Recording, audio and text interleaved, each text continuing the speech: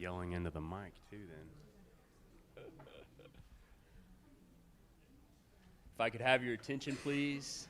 We're going to go ahead and get this meeting started. So Saturday, April 15th, 2023, the Quapaw Nation Business Committee monthly meeting call to order. And if I could we have Michelle, would you be so kind to give the invocation?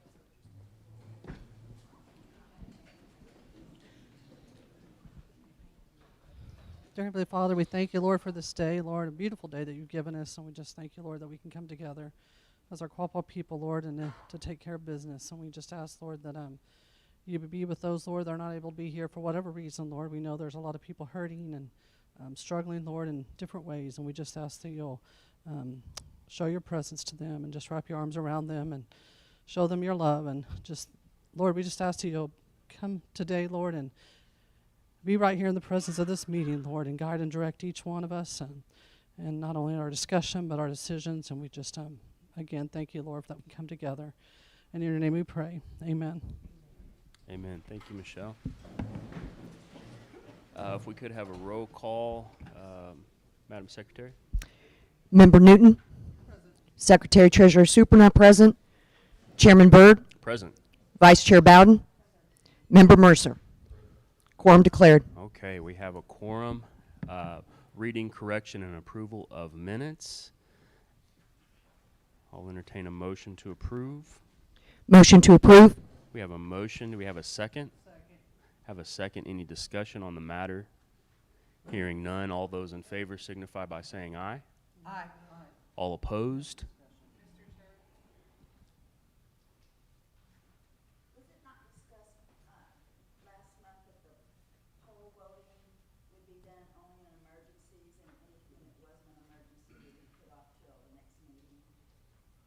So, yeah, Weena, would you mind taking that? Yeah, the effective date, you are correct. Your memory is absolutely accurate. The effective date of that was the basically the end of March. So what we're doing is flushing through all the backlog of phone polls and then emergencies thereafter. So carrying on with the vote, all in favor signify by saying aye. Aye. All opposed? Any abstention? Motion carries and the phone polls are approved. Or excuse me, the minutes are approved. Next up, item 5, reading, correction, and approval of e-phone polls. Okay, the first one is a phone poll 10224. It's a mutual non-disclosure agreement between the Quapaw Nation, TIPO, the Tribal Historic Preservation Office, and the Quapaw Nation's Tribal Historic Preservation Office. They have established a laserfish setup that they're willing to share with our TIPO office, so they can help use it to build ours, and they just want a non-disclosure before doing so, and that passed by majority. The second one is poll 115888. It's amended resolution with the Realty Office. This is just a brief explanation. The attorneys, a member had contacted, would not read the abstracts on to give an opinion of the title for this individual. So the business committee approved the Realty Office to review the title and move forward with the acquisition if it could be determined. And after the realtor staff reviewed the interest owned by the member, there were 2 undivided interest amounts removed from the original inventory proposed. And this decision was approved by unanimous. The next one, poll 11632, it's a purchase request from the CCDF. It's a van. It's a 2023 Chrysler Pacifica paid out of the CCDF grant funds for the purpose of monitoring child care facilities twice a year in our CCDF service area, which is about a 100-mile radius from the tribe. This will also benefit the CCDF program when they have an event that requires them to have more than one vehicle that they need. Right now, they don't really have one free when someone goes on a trip, and they need one to have, so it's a spare van for when they're on business travel and must park the van at the airport for many days. And this passed by majority. The next one, poll 11633, it's a purchase request for 4 QSA Mack trucks. Resolution for 2023 Mack GR64BR dump trucks with a guaranteed trade for 2 years after purchase. And these trucks are to add to the QSA vehicle fleet in preparation for the upcoming increase in chat removal across 6 remediation projects. The newest project has federal funding over the next 5 years. The decision was approved by unanimous. Poll 11666 is agricultural lease renewal resolution, and this resolution is needed to renew the agricultural lease on property where the nation owns undivided interest. And this also passed, it was approved by majority. The next one is a Miami Youth Soccer Team donation. They were requesting $500 to help pay for uniforms and other items that are needed by the team. The tribe emblem will be placed on the uniforms. And this was approved by majority. And the next one was a phone poll for Mike Mize Art. Let's see. It was a poll sent by Barry Lindup in regards to putting together a license for a tribal member, Mike Mize's art, along with Mr. Mize's daughter's approval. There are large and individual smaller pieces, and these are some really nice art pieces that could be incorporated into some of the upcoming events. License would include right to use image, put image on merchandise, and would be in lieu of individual royalties needing to be paid per item. And this was approved by majority. The next one is 11736. It's a donation request to Educational Business Professionals of America competition by Melissa Herrera, asking for a $500 donation towards her educational competition for business professionals of America in California. She'll be competing at a national level in digital game design, and this was approved by majority. The next one, poll 11744. Indiana University Museum, usage of Quapaw seal image. The Indiana University Museum of Archaeology and Anthropology would like to use the Quapaw seal. They're wanting designs from each tribe that represents the tribe today. Their exhibit includes a tree which represents the deep roots and strong branches of descendant tribal nations affiliated with the Angel Mounds. The trunk will have designs from the site incorporated into it, and they would like to include modern designs on some of the leaves on the branches. And this was approved by majority as well. I'm not sure who's taking the next ones. I'll cover the next two together because they're highly similar. It's polls 11758 and 11759. This is to purchase a CAT 336 excavator as well as a D6T dozer. The point with these is they were originally rented. By purchasing from this particular vendor, we get credit for those rental prices, and the funding amount would be finalized once the poll was approved because the rent accrues daily.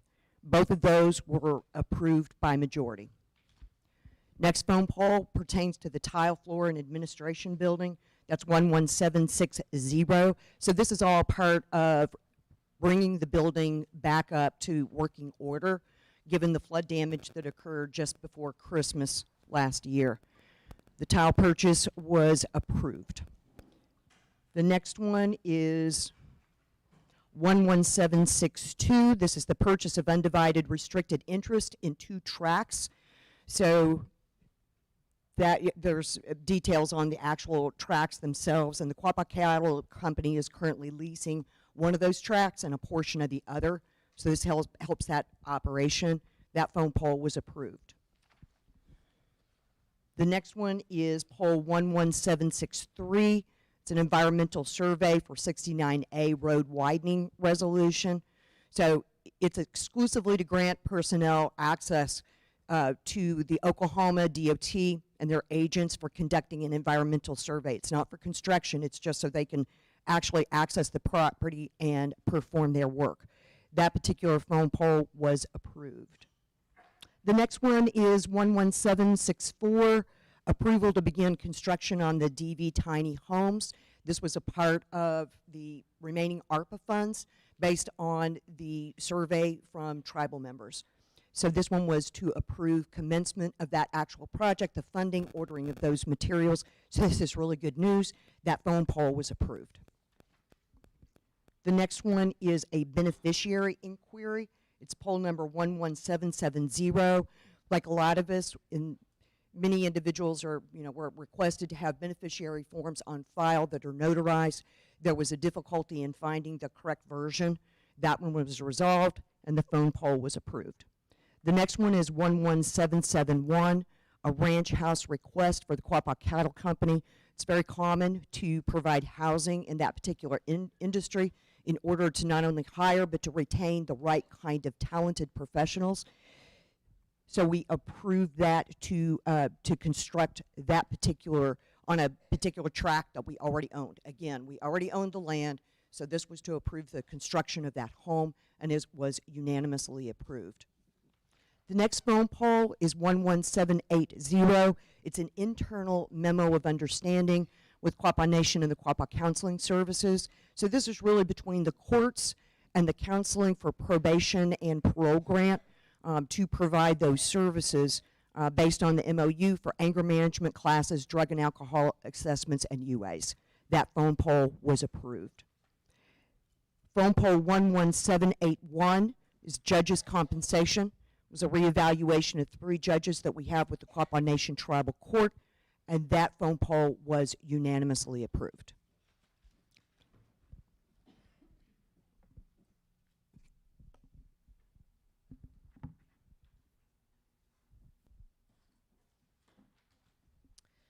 The next phone poll that we have is poll 11787. It is a purchase request for the QSA for a D49D truck loader to replace existing equipment for daily operations without loss of production. They currently have 3 truck loaders that are model year 2011, 2 of them, and 1 a 2015 unit that have high hours with 2 loaders needed engine rebuilds. They would like to trade them in to purchase 1 249D3 and 2 track loaders. This was approved unanimously. The next one we have is poll 11788. It's purchase request from QSA for a 289D3 track loader for 2 units.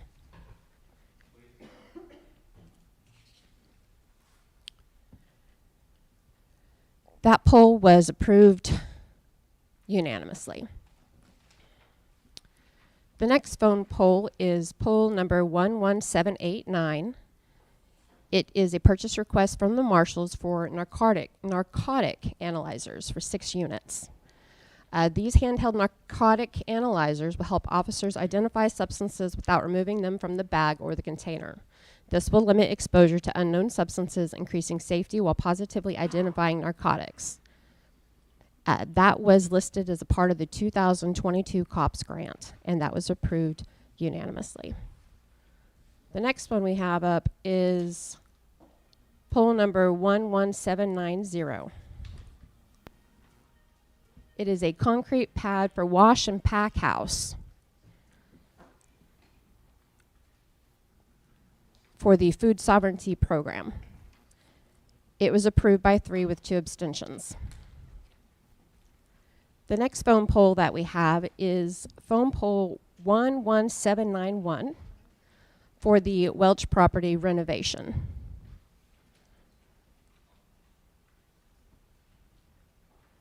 That phone poll was approved, 3 yes, 2 abstentions. The next phone poll is poll number 11792. It was a purchase of a 2023 Ford Explorer for Title VI. The vehicle would be used for administrative duties such as attending meetings at satellite locations as well as attending training out of state. In addition, the vehicle will be used to transport staff or clients to program functions as needed. This purchase will be made using the Title VI Caregiver Funds, which is a grant that must be used this fiscal year. That was approved unanimously.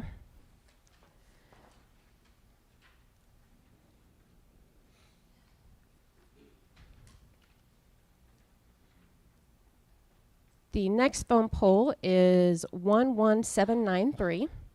It is for a farmer's market building erection. Installation and erection of a 64 by 90 foot metal building approved for production via foam pole in December. As described in the previous purchase request, the building will serve as a wash and pack house along with other functions for the Quapaw Nation's farmer market. Although they were not the cheapest, Whiskey Creek Welding was selected as the contractor. That approved with 3 yeses and 2 abstentions. The next foam pole was foam pole 11794. It is Double Up Oklahoma contract. This foam pole was authorizing Michelle Bowden to sign the Double Up Oklahoma contract. We already have the W-9 and we do not need an invoice since we didn't ask for funding up front. This program is a supplement to the SNAP, which allows for guests who receive SNAP benefits to receive up to so many products that are eligible for the Double Up Oklahoma incentive redemption, including fresh fruits and vegetables, frozen, dried, and canned fruits, and vegetables without additives, including sugar, sodium, and fat. Plants and seeds that produce food, cut herbs, and mushrooms. Nuts are not eligible. The Quapaw Farmers Market already accepts SNAP, and this is a great incentive for those customers. This was approved with 4 yes and 1 abstention. The next one is foam pole 11795. It is for the Claremore Indian Hospital renovation. A resolution was required to allow the Claremore Indian Hospital X-ray room to receive a renovation project, construction project agreement, which was required by IHS to have tribal resolution from each tribe within the service unit benefiting from this project, indicating the support for one of the tribes to assume this project. And that was approved unanimously. The next foam pole is 11797. It is for the OLC playground updating and resurfacing. The OLC playground has been previously approved to be resurfaced and updated using the CCDF grant funds. The contractor involved has been negligent in deliverables. We engaged in legal counsel and we're in the process, or have actually already terminated the agreement with them to demand a refund. They would like to use the sole source procurement issuing change order to Branco to construct the playground and side by side with the splash pad. And this was approved unanimously. The next one we have is poll 11817. It is, we'll go with that. I skipped the first one. It's an authorization to sign gaming license, and it allows WENA to be signee on those. The next one is 11805, and it was to approve funds for the Easter egg hunt, and it was approved unanimous. The next poll is 11857, and it's a purchase request for the OLC security cameras. The camera system to replace the current one because it relies on components that have been blacklisted by the United States government due to known security exploits to ensure the safety and security of our children, staff, and facilities. And it was approved by majority. The next one is a 11859. It is a purchase request, environmental, and it is a soil analyzer. It's a handheld XRF analyzer for field detection of cadmium, lead, and other materials during soil testing required by EPA. And it was approved by majority. The next poll is 11870, Metrolink monitoring agreement. And St. Louis has a public transportation called Metrolink, managed by State Development and St. Clair Transport District. Will be responsible for the portion of the project that will be monitored. The project is a monitoring agreement, allows the Quapaw Nation to participate in monitoring of the work. Osage Nation, Miami Nation will also be monitoring concurrently as well, so there's supposed to be at least 2 representatives present during this removal to make room for the transit, and it was approved by a majority. The next poll is Department of Energy, DOE. It is grid development amended. It is an amended resolution, and it was approved by a majority. The next was a donation request for the Quapaw Middle School Band, and they were asking for $500 to help with the cost of replacing band uniforms that haven't been replaced since 1998, and it was approved by majority. The next one is an amended juror code by courts, and it was approved by majority. The next the poll was 13994, Quapaw Nation attorney contract execution. And this would be granting WENA to the authority to execute the contract. It was approved by 3, 1 reject, 1 absent. And that ends the phone polls.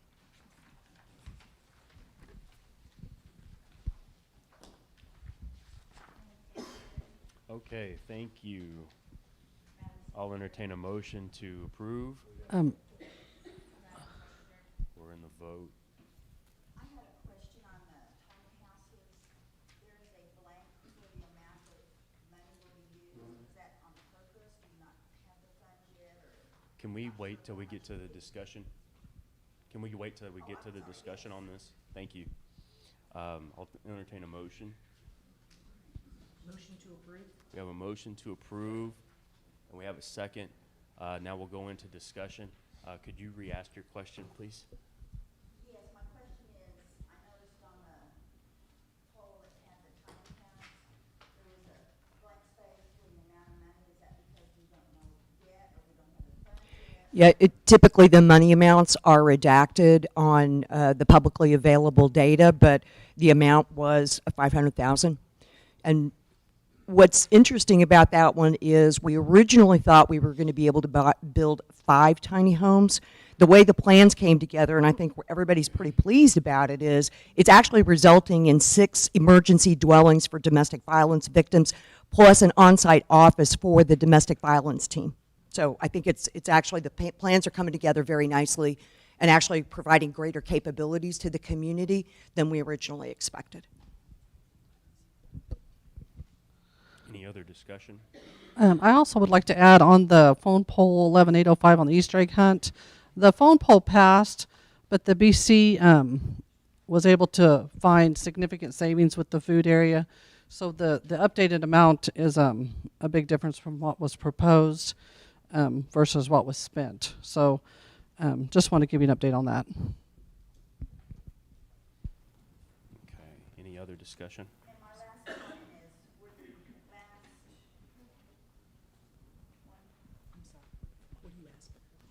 the last 4 resolutions, phone polls, were those emergencies? They were done in April.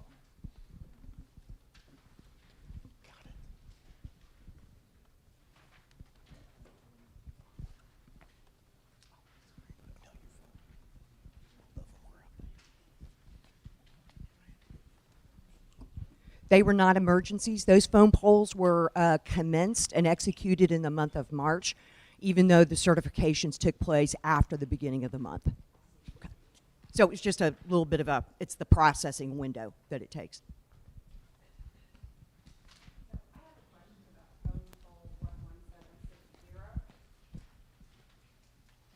I have a question about phone poll 11760 and the replacing the tile in the admin building. Are we using the same company who we consistently have issues with mold, where everything they've done, we end up with mold issues? Is this the same company? And if so, why? Because then we turn around and we're going to end up spending more money with them to repair what they've already done shoddy work on. There are really two different issues. This is to actually acquire the tile that's required to repair and replace the flooring.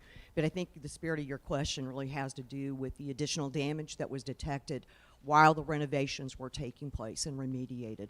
So, as far as the vendors are concerned, I share your same concern. Matter of fact, I asked some of the same questions. Why does this keep happening? How could we have been in that building for a couple months before we even knew about it? But it was because it was inside the walls that it was not detected. That's the best answer I have.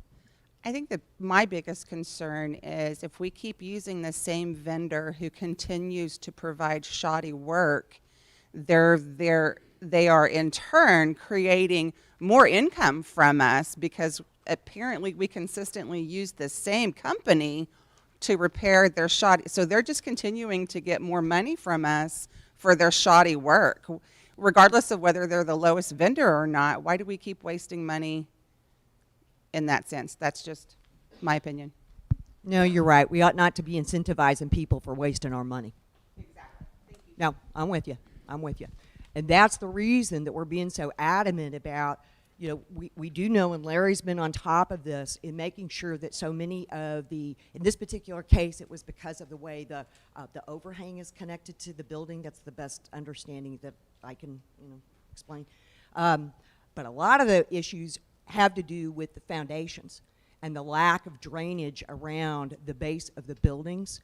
And we'll be, hearing more about those endeavors in the coming weeks, because it's going to be addressed in every single building we've got. We're off the topic of phone poles. My apologies. I know we're off the topic, but shouldn't the builder at that point say, hey, I just think we're continuing to reward a bad construction company? I was just going to add one comment on the admin building. The issue was where the walkway covering tied in to the admin building, and it had a leak around there which drained in and caused a soft spot in the plywood, which created mold right up in that area right there. It had not spread any further, but it was due to the tie-in on the roof, which I'll just leave it at that. I appreciate your patience, and I know we're off topic. I just have one more thing to say, and then I promise I will try to be quiet. Is that, and this is a snarky comment, and it, just so you know, it's snarky.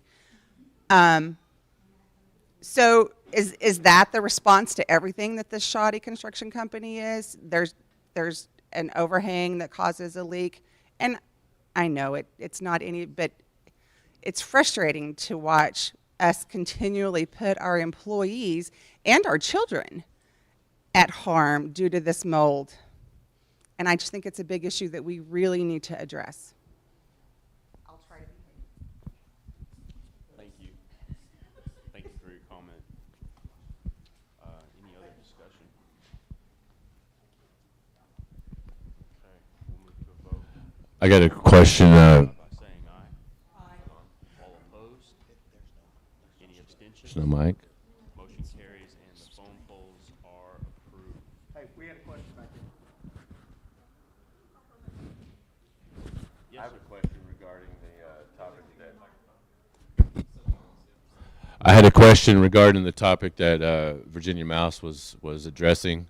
As far as the subcontractor,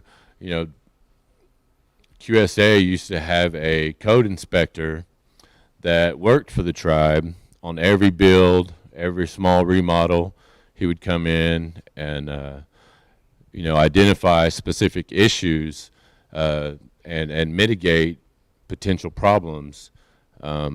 I don't know why QSA or the tribe isn't no longer utilizing an individual with that specific skill set, but if we're repeat customers to these guys who are, that's ultimately that reflects on the business committee and their decision making. So I think we should take a closer look at that as a tribe, and as you guys are elected officials making these decisions, ultimately this falls on your shoulders. I think you're right, Ben. Having that inspector is pretty vital, and it's something that's very apparent to us. Can't really say what happened or why it happened, but it's certainly something we're going to be looking into, the business committee, in the future. So thank you. Next up on the agenda, item 6 is the treasurer's report. We have a motion to approve. Second. And a second. Any discussion? Hearing none, all those in favor signify by saying aye. Aye. All opposed? Any abstentions? Motion carries and the treasurer's report is approved. Next up, approval, disapproval of directors and subcommittees reports submitted. We have a motion to approve and a second. Any discussion? One discussion point is I would like to put in the record the necessity for all of the subcommittee reports to provide a written report on a monthly basis. Good. Any other discussion?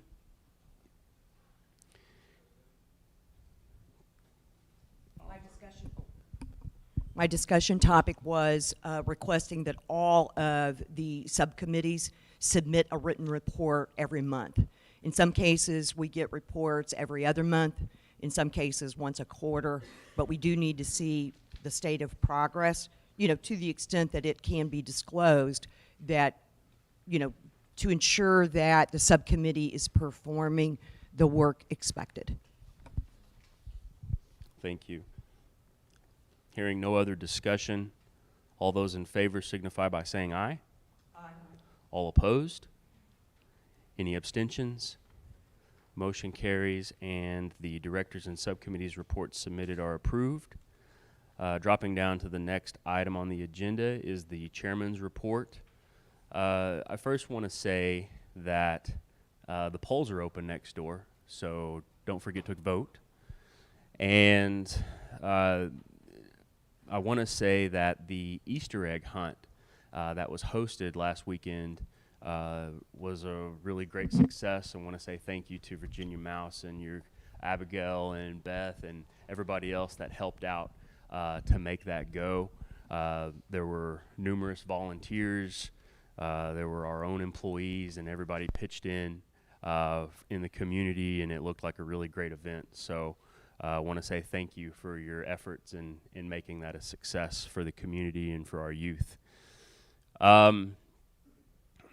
The Saracen Casino team was granted the opportunity by the National Indian Gaming Association to have a panel discussion on tribally owned commercial casino properties a couple of weeks ago in San Diego at the national conference. And part of that discussion not only highlighted the achievements that have been made by Saracen and in Arkansas, but really kind of an acknowledgement to the Quapaw to be able to reclaim some of our ancestral homelands and to be an economic driver for the state of Arkansas, but then also all of the benefits that are realized by the tribe. So it was a really great opportunity to showcase some of the good things that are happening with our Saracen property, and I want to thank the executive leadership from there, and then the business committee members that also came out to support that. It was really great. Last week, the BC, well, let me back up. Last week, there were members of our congressional delegation from Oklahoma that made visits to Quapaw and to Miami area, and the business committee greeted them and engaged with them. Senator Mark Wayne Mullen's office, Senator Langford, Congressman Josh Burkeen, and then other representatives from their respected staff came, had a really great dialogue and discussion. Obviously, the bear bill was highly discussed, but also the Indian Farm and Ag bill, which ties into our food sovereignty, was also an item for discussion, and it was a really great opportunity to advocate and garner support from our congressional delegation while they came to visit. And then also, simultaneously, while that was happening, last week, the Quapaw Nation was invited to participate in a consultation from the Museum de Caille Branly in Paris, France.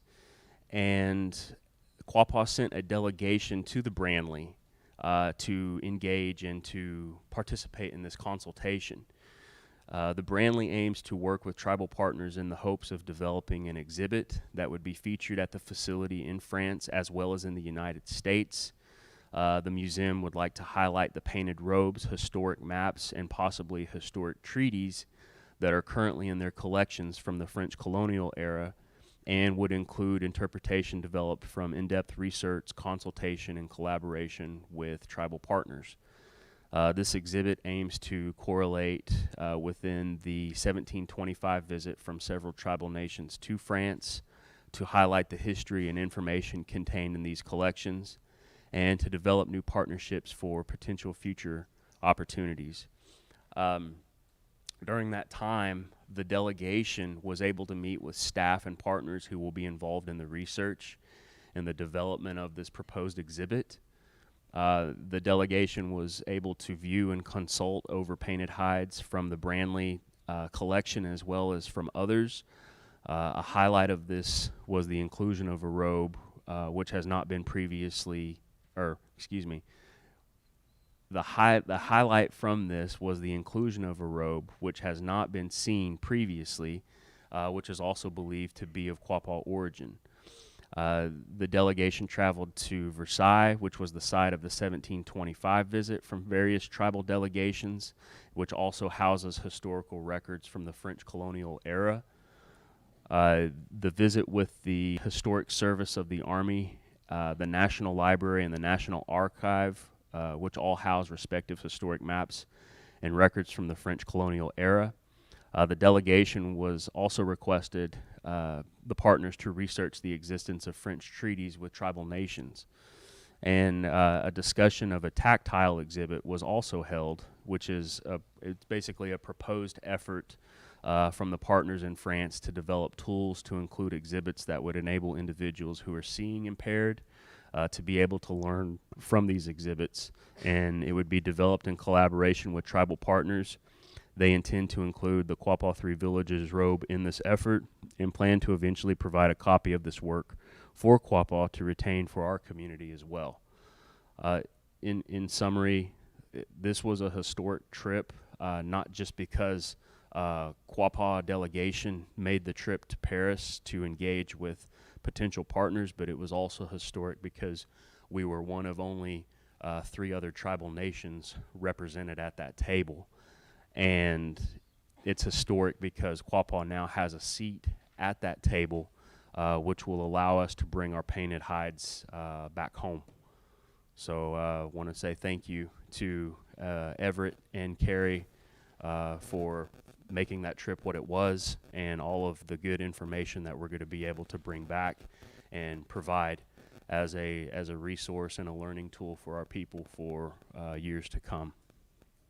And let's see.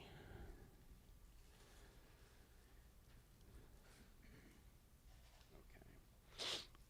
So this week I received notification that a recall petition had met the required amount of signatures necessary to call a special election for the position of chairman, which begs the question,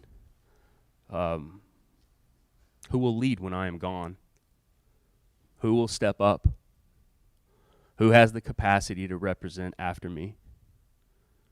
Somebody must. It can't always be me. I hope whoever the next chairman is, we actually give them the support they deserve, the necessary resources to execute their duties, and we pay them what they're worth. I hope they receive everything I did not. Give them an assistant to help with their tremendously hectic schedule. Give them a fully functioning business committee. Let them lead. Let them do what's necessary to progress the Quapaw people. For my entire time in office, my character, integrity, and morals have been questioned. I've received death threats, and many friends have become foes. Instead of giving in, I chose to double down and be the leader that was needed during a time of much unrest. And throughout my time as chairman, I have made good decisions and some not so good decisions. But right or wrong, I own all of them. There has been so much change during my time. We have experienced record growth and record profits. The Quapaw Nation is in the best position it's ever been in, far better financially than before my time. But with more money comes more problems. And while we continue fighting amongst ourselves internally, we are constantly faced with external challenges. I've been able to represent Quapaw at the local and state levels, had the honor to represent at the highest levels of the federal government, and even in the international arena, all while we continue to be our own worst enemies. As Indian people, we carry an inherent trauma from generations long ago, and that doesn't change in a day or even an elected term. We continue to struggle with this, and I was a fool to think my actions alone could change it. As a consequence of this trauma, a small fraction of our tribe have made poor decisions of their own, and in time they will also have to own it. The reality is that I can no longer do what is necessary because it requires me to stay on the warpath. And even though it's something I am good at, it's a path I am unwilling to continue down, especially while I help my partner raise our 2 daughters. So, effective today, I'm resigning as your chairman. To the majority of the tribe that still supports me, thank you for believing in me and my abilities to bring about the necessary change for our nation. Thank you to our employees who are truly the backbone of our nation. Thanks to the many friends I've made along the way. And for Ardina, Hakili, and Raquel, I say Daddy loves you and he's coming home. Gonna gay.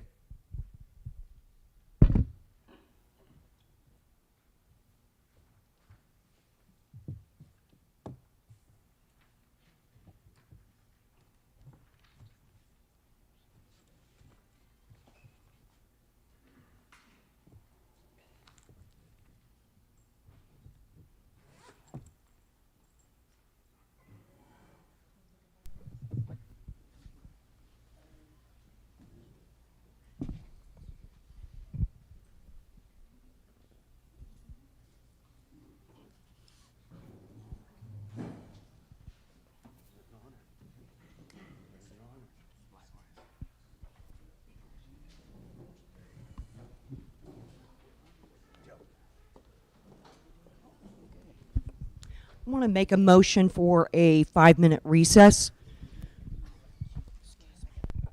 Seconded by Michelle. We will return in 5 minutes. Yeah.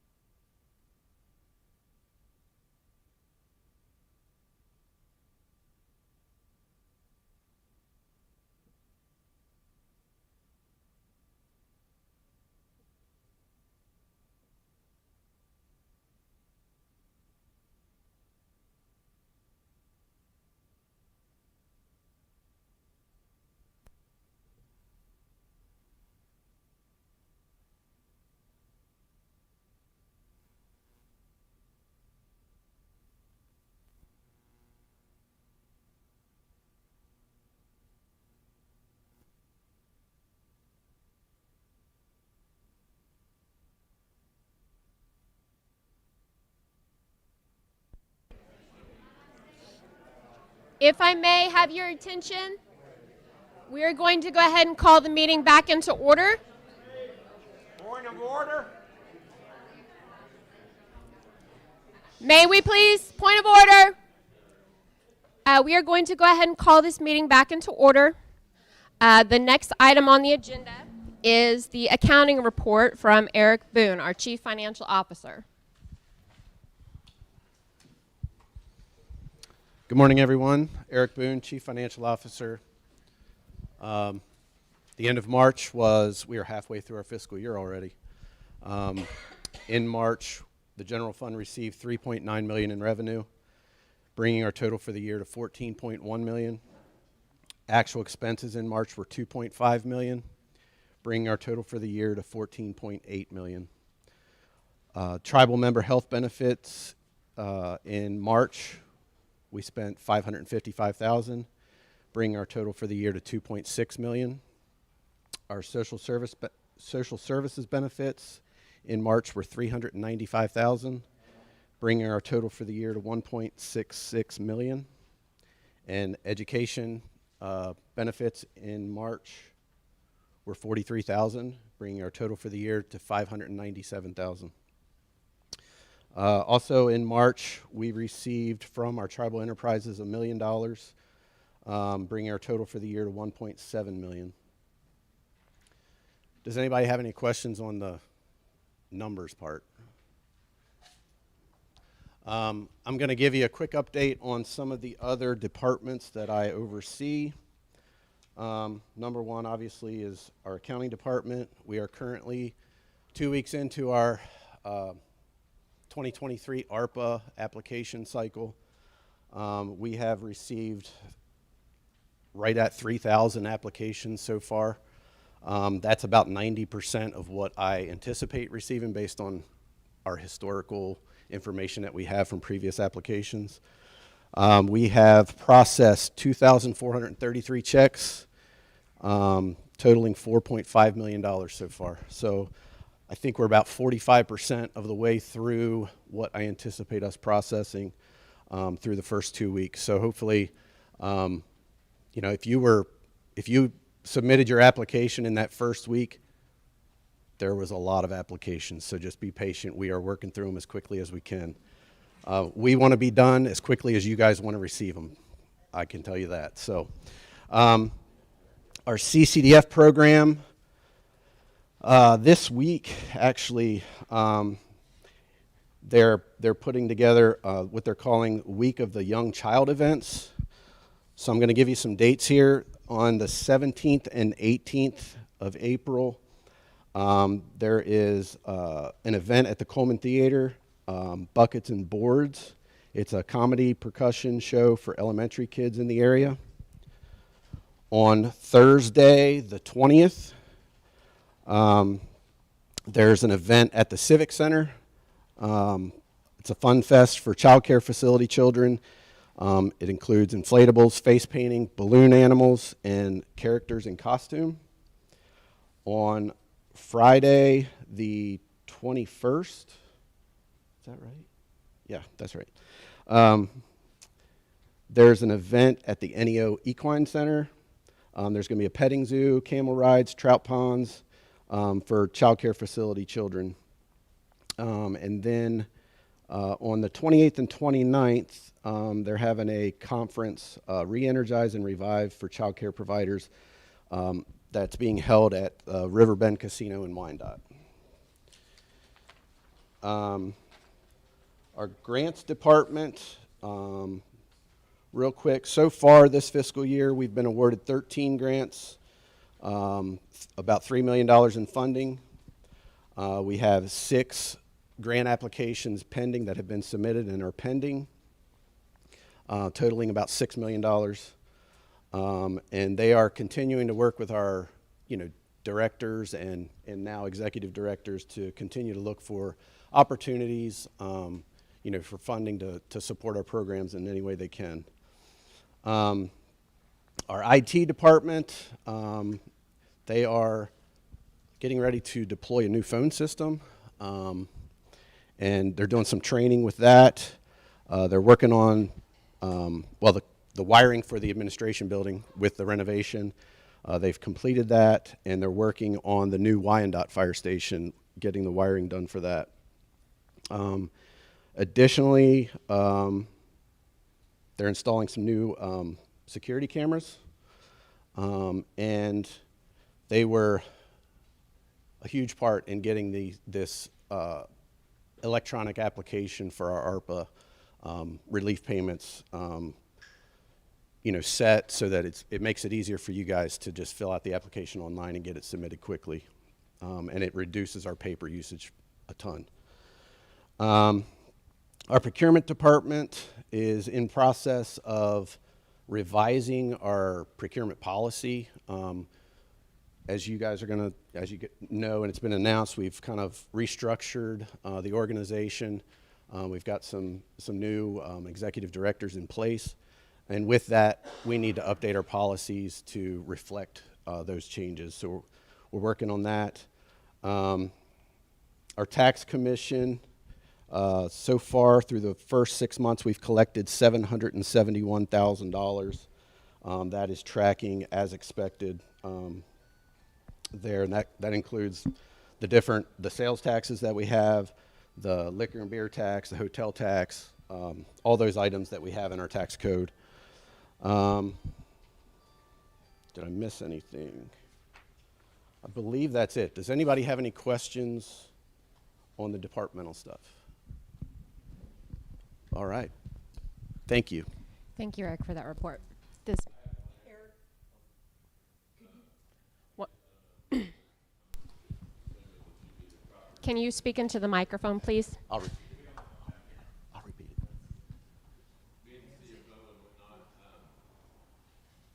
was the rough figures, 4 years, let's say from 2014 to 2018, just a ballpark figure of revenue that QSA produced as opposed to the last 2-3 years? You're challenging me, Ben. So the question was, what was the revenue produced by QSA from 2014 to roughly 2018 versus 19 to current? Is that what you're saying? So our annual revenue, and again, this is off the top of my head. Our annual revenue, I would say for QSA in 14, that was, as it was ramping up, you're probably looking at $8 to $9 million a year. Through 2018 was probably $13 to $14 million a year. Currently, that continues to increase with the additional cleanup projects that they're working on with the EPA. Last year it was 14, almost 15 million, and this year we're anticipating 17 million is what we're shooting for with the projects that we've got open. So, does that help? So the first few figures you gave me, was that the 2014 to 2018, was that per year? That's correct. Okay, so there's a significant difference in those 4 years to the last 2 years.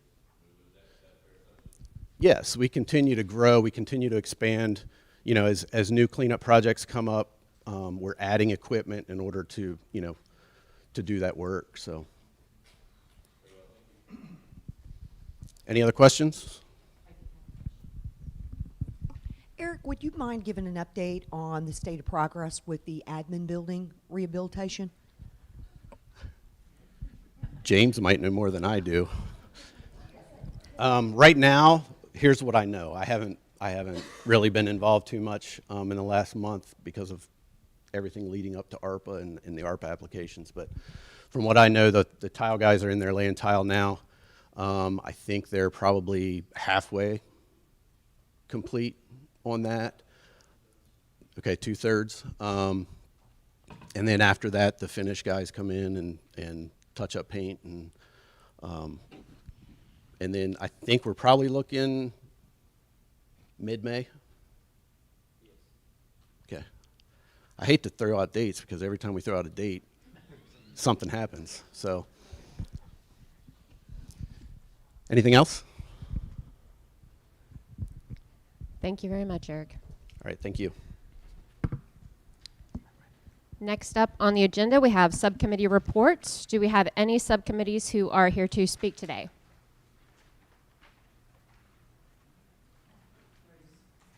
Grace. We're going to get you a microphone, Grace.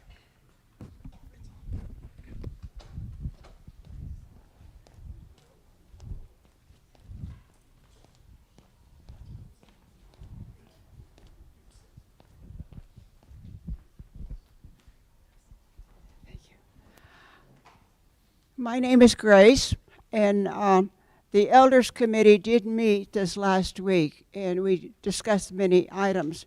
But to bring to your attention today, we now have dates for our next trip, May 17 and 18. Those dates are Wednesday and Thursday. And particularly for those people who did not get to go last trip, we're on the waiting list. Be sure you get your applications in. The information will be coming out. But it's going to be pretty much a repeat of what we did the last time. Going to Pawhuska, Osage Country, perhaps the Willow Rock, but definitely they'll be going down to the First Americans Museum. So again, the dates on our next trip, May 17 and 18. Also, the elders have been invited to be part of Camp Quapaw coming up in June. And so for all of the elders, if you're interested in being part of it, let us know. Let me know, or Bill Daughtery or Bill Griffin, different ones on the committee. Let us know if you would like to join in on that. So Camp Quapaw coming up in June.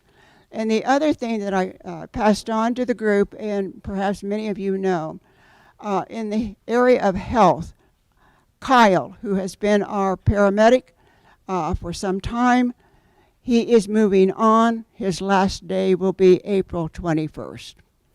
So, but we do have Dwayne, who is our CHR. So, that's all I have from us. Gonna go. Thank you, Ms. Good Eagle. I'm going to hand the mic over to Ms. Wena Superdon. To complement what Ms. Grace just said, we've got a couple of pieces of information available here in the room today for the May 17-18 Elders trip. A complete description is available. Brent has copies of those, and Debbie Ray actually has the applications here. So if anybody would like to pick those up today, those are available. Thank you, Madam Secretary. And thank you, Grace, for that report. That's very exciting. Do we have any other subcommittees here to report? We have Roman from the Constitution Committee over Zoom. Okay, we have Roman from the Constitution Committee over Zoom. Go ahead, Roman. Good morning, Madam Vice Chair. Thank you. For the Constitution Committee, we'd like to let everybody know that we're going to be having a public in-person open meeting on April 24th. We're going to begin at 6 o'clock with a potluck, and we're going to get the meeting started about 6:30, and we'd like to have that wrapped up about 8:30. And we'll have an agenda posted as soon as we nail down our location. We are tentatively looking for the use of the gymnasium. So we'll have that ironed out by Monday or Tuesday, and we will let everybody know at that time through social media post and post on the website as well. So we can expect that. Also, the Constitution Committee has identified some funding that might help us and our nation to really expedite and get our nation involved more with this process. I've submitted a budget to the grants department as well as to, and it's my understanding that they've shared that with the business committee. So the Constitution Committee would like to meet with the business committee sometime in the next week or so also to discuss and identify some of the issues with that. In itemizing what we have already submitted, I've already significantly reduced the amount that we expected. But some items that are included in this proposal or this budget includes a lot of seminar opportunity for our tribal citizens to be able to engage in, as far as Constitution reform, Constitution production, when we're looking at Robert's Rules of Order and making some changes to how we're governed. It's nice to have a good foundation and education around what we're really trying to change. So that's going to be the primary goal with some of these upcoming meetings. And with this funding, we'd also like to start doing it on a monthly basis. Right now, we've already proposed doing it semi-monthly and even in some regards every 3 months. But if we could do this more frequently, that would be wonderful. And this funding that we believe we've identified gives a lot of leniency for that. So we just wanted to get that on the table also. And if there's anything else or any questions, please feel free to let us know. And that's all I have for now. Are there any questions for Roman from the Constitution Committee? April 24th is going to be the first open meeting potluck, and the details will be given soon. 24th. Thank you, Roman, for that report. It's very exciting. I was ecstatic that you had found that grant, and I hope it all smooths out, and we will get a meeting with you set up very soon. Thank you. Thank you. Are there any more subcommittees to report? Okay, we will move on with the agenda. The next on the agenda is Executive Director reports, and our first director is Trenton Stand, Executive Director of Resource Management.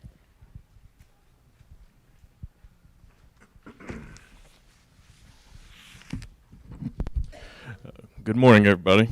So as Callie said, I'm Trenton Stand. I've been here in the Realty Department since 2009, been the director there since 2012. Started the executive director position April 3rd. So it's been kind of a whirlwind past couple weeks, lots of meetings, sat down with directors, and just trying to look at ways for new set of eyes to, be more efficient in areas. But the resource management division covers environmental, food sovereignty, forestry, QSA, Michael Young's side over in the mechanics with the fleet stuff, processing plant, Quapaw Cattle Company, realty office, and fencing. So there's a few things there. So I got through all my sit-down meetings with directors and individuals reporting directly to me from within that division Wednesday this past week. So really up to this point, I've been doing a lot of data collection, being in on the mandatory meetings, offering some advice where I can. As the business committee had spoke to, we had some congressmen here this week, so some of our departments helped facilitate some tours and discussions to kind of highlight some of the things in our areas. Let's see. We also, the environmental department, we had a meeting with the Army Corps of Engineers, their Civil Works division. Basically, that was just to discuss how we can plan and use their resources to help restoration in like riparian areas within Tar Creek. That went very well. We found some ways maybe to utilize some funds they have available for planning in the future. The dumpsters have been shut down over in Pitcher. They're back open. Craig asked me to relay to anybody that may know of anybody. He's been having problems with tires in Pitcher. If you can, or if anybody needs to get rid of them, put them by the dumpster. He'll communicate with county and get a way to get some of them hauled off. Food sovereignty, the farmers market is starting back in May, first and third Fridays. So I think the first Friday is May 5th. So that'll be back open from 10 to 2 p.m. They broke ground on the Wash and Pack House, my directions, right across the road here on the former Welch property. They got a lot of things going on over there. I'm still trying to get my head all wrapped around of everything that department has going. They're looking, let's see, they've planted what they could up to this point. So potatoes, garlic, lettuce mix, you can see from the road, some of that stuff out there. They're working towards getting the greenhouses and some of the high tunnels moved back from downstream, so planning, coordinating all that. There's been a remediation of the Welch house, or restoration, stuff done to it. It needed some improvements inside. So we've been communicating with facilities a lot, making sure that everybody's getting on the same page of the work going on that site. Forestry, they've been working on some individual projects for people that's had issues with trees, so they're trying to get caught up on people that's been waiting for their services a little bit on that. We've been working on a site out east of town on a fence line. We split some of the work with the adjacent landowner. So he provided the labor and material to replace a fence on our common boundary. We did the work to clean the fence row.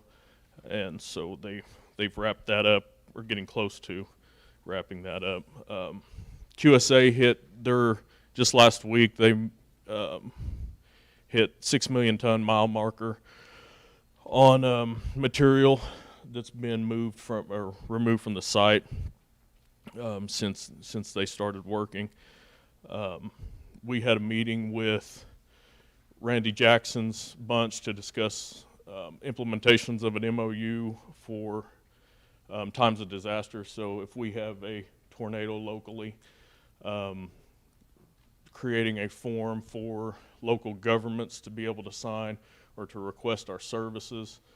Hey, we need, for emergency response vehicles, we need to have these roads cleared, but basically something that they can sign acknowledging that, we're not responsible for anything to protect us in their time of need.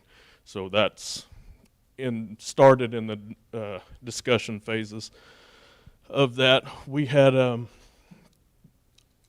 scheduled a meeting for Maria to go sit down. I was shown a system for haul and the type of work QSA does in Pitcher that basically monitors. You can see all your sites live at auto real-time updates, weigh tickets, tracking how much activity is this loader doing, so you can see all that live. So I set up a meeting for her to sit down to get her input on that system. She liked it, so we'll be moving to contact the company and see, try to get some demos and look into it a little further. But I set up a meeting with the company that already had it to kind of show her all the bells and whistles. And so through kind of that same line of thought, I kind of did the same thing with Michael Young. We sat down, he showed me kind of all the things that he does. We're looking to try to get with IT and be more efficient just on the amount of work that they do. Right now we have a couple different fleet tracking programs instead of one that is busted out into Marshall's administration side, fire and EMS. They're kind of their standalone, so it's kind of a headache for people maintaining services, updating basically 4 programs. So we're looking at how we can be more efficient in some of these areas. The processing plant, had been over there. They're close on getting. I was optimistic, or I am optimistic on hearing some of the work that Wade has going on. There's a couple contracts that are near, close to being signed with a couple buffalo operations and cattle as well. We've been meeting out there with Mr. Dawson and facilities, kind of planning some site work and updates that need to take place. I've been around to the Quapaw cattle companies, all their sites. We're trying to work out with food sovereignty, the logistics of a meat disbursement or food disbursement between food sovereignty and the Quapaw Cattle Company that looks to take place towards the fall. We had a survey monkey up a week or two ago. So we're trying to work through all those dynamics of how we're going to make that work. But right now we're looking at kind of a quarterly disbursement of meat and then vegetable projects, because it's going to start in the fall, so they'll have some vegetables and things to add with it. That looks to kind of get our feet wet, see where we're going to be at on participants, numbers, and how we can make that benefit Quapaw tribal members. Realty, we have some good things happening. I hope that in May, it's looking like the Bureau is ramping up for some Feed to Trust training. They have some proposed regulations right now that was posted in the Federal Register that amends the Feed to Trust regulations, adds to.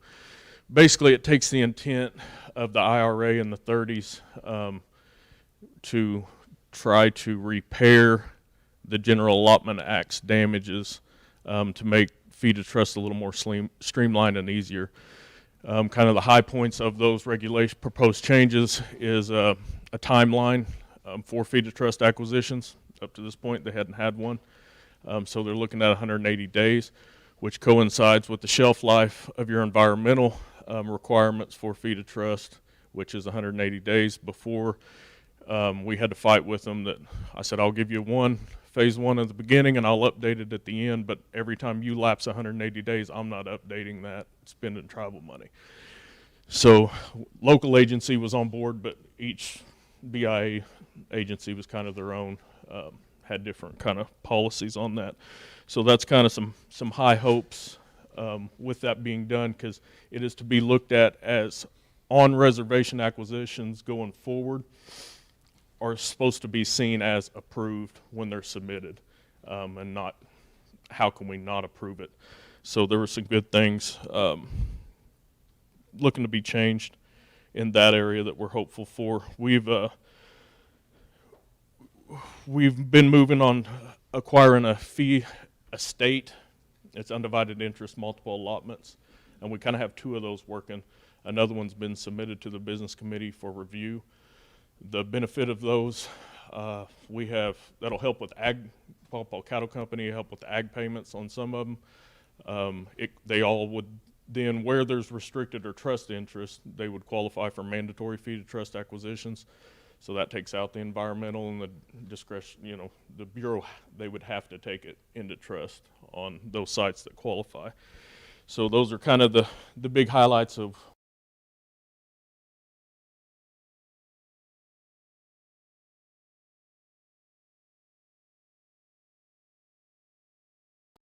on the leasing side. So she's taken off, hitting the ground running this past week. With all that being said, we meet at this setting, once a month, but business occurs between now and the next meeting. So I've sat down with IT and we've created, I haven't got anything for our website or anything yet, because we just did it yesterday. But we created a mailbox, a shared mailbox for me that's resource management.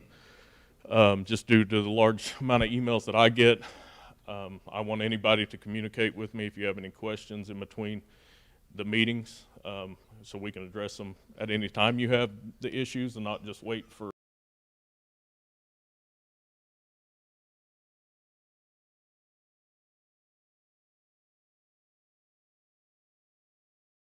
you don't know who you need to talk to, whether it's forestry, food sovereignty, or if it's realty or the cattle company. You can send an email in. It'll come to me. I can kick it to the right person. so then we can get you guys the answers and just try to be more efficient on responses to anything that may fall under resource management. So that's, try to be as short as I can. That's all I got. So any questions? All right. Thank you very much. Thank you, Trenton, very much, and thank you for stepping up to the plate. We have the most confidence that you and your department will do well, so thank you. Thank you. I appreciate it. The next executive director is Steve Stand, who is the executive director of Tribal Services. Good morning. How's everybody? I want to start off first by saying on behalf of the election committee, in accordance with their timeline, the recall election will be held on July the 8th, 2023. The filing period will open on Monday, April 17th, and will close on Monday, May 15th. The next in line is our Family Services Department. They stay really busy. Excellent group. The Native Connections Youth Program with Heather Dismuke. They will be having a Cultural is Prevention powwow on May 19th at the Quapaw Nation Gym. Dinner will be at 5 and grand entry at 6. The Camp Quapaw applications will be available at the end of April.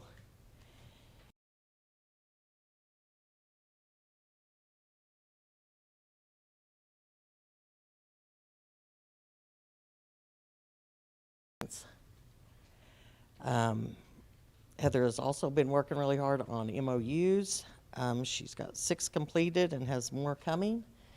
Her program is, she's really ramping up her program.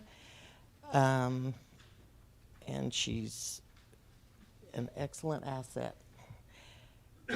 On the ICW side, they attended the NICWA conference. And with regarding the ICW Supreme Court ruling, the ruling is supposed to be issued in June. The brief is available on the Supreme Court website for anyone who would like to review that. No questions have been asked by this Supreme Court so far, which is being taken as a good sign for ICW. On the DV side, they've started the construction of the DV tiny homes, which has been Linda's project, and she's done an excellent job bringing that to fruition so that it is started and rolling. On the higher education side, they're putting on their 2nd annual graduation banquet at Downstream. It will be on Saturday, June 10th. Any Quapaw tribal member graduating from high school, college, or post-secondary technical or vocational school between July 1st, 2022 and June 30th, 2023 may attend. Please RSVP by May 13th. The Learning Center has actually got ProCare Connect up and going. This allows for immediate communication with families, so they can actually see what's going on during the day with their children and interact, and it has been a very positive thing. They also would like to have tribal elders come and read and teach the Quapaw history and culture to the children. If anyone is interested, please contact Ashley McLeod, and that'll be and contact her at 918-238-3153 if anyone's interested. I have been meeting with the directors of Tribal Member Services, and they are working on areas where we can be more efficient, improve programs, possibly add programs, and improve communication and respond more effectively. Several tribal member departments are involved in a holistic defense pilot program with our court system. This pilot program involves healing individuals from within that are involved in the court system and could possibly help them from reoffending. We are also working with the grants program on a homeless housing grant. and we're hoping to get that coming up. We're really excited about that. I'm working with the communications team, and they're awesome. Our tribal member services now has an email address, and it's tribal.services@quapawnation.com. So if you have any questions, concerns, comments, feel free to email any of those, and we can get your issues, try to get them resolved as quickly as possible. And we want your input. Also coming soon is going to be a survey that will be able to be accessed online on the website. And because we want to hear from you all, and we're working on coming up with new ideas and how to improve things for tribal members. So we want to hear from you all. And please contact through email, phone, contact me anytime. So, and the remaining departments we have is the Fitness Center, Title VI, Enrollment, Social Services. They're all working hard, and we're just trying to come up with ways to improve and help areas involved with tribal members. If that's about it, if you have any questions. Wow. Thank you, Steva, This is for quiet that. today. Thank you. Yeah, it sounds like we have a lot of contact anytime. sounds like we have a lot of beneficial and entertaining, educating events that are coming up, and we'll ensure that those are put on the website, as well as the emails that both executive directors put out there for a group email. So you all will have that soon. Yes, 'cause there's a lot coming up, especially with our Native Connections youth program and stuff. So that will be on the website. We try to keep communications, does an excellent job posting on the Quapaw Post website, social media. So. And before we move on, we have one more executive director that we recently hired, James Dawson. You don't have to speak, but if you'll just let everybody know that you're here in the room.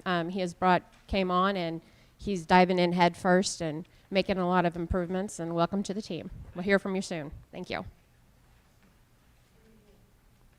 Next on the agenda is new business.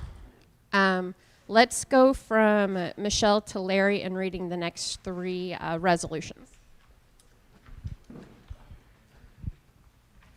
The first one is resolution number 041523-A.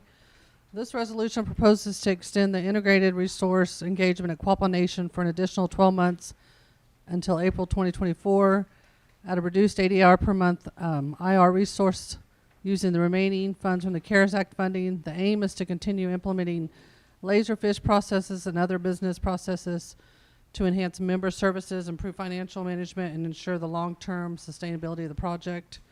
The current IR engagement is scheduled to end April 28th of this year, 2023. So the proposal recommends paying for this expense using the remaining CARES Act funding, which can be allocated toward the digital transformation initiative as it aims to enhance member services, improve financial management, and ensure the long-term sustainability of the project. I'll make a motion to approve this resolution 041523-A. We have a motion by Michelle to approve resolution 041523-A and a second by Larry Mercer. Do we have any discussion? Can you explain that again, what that will do?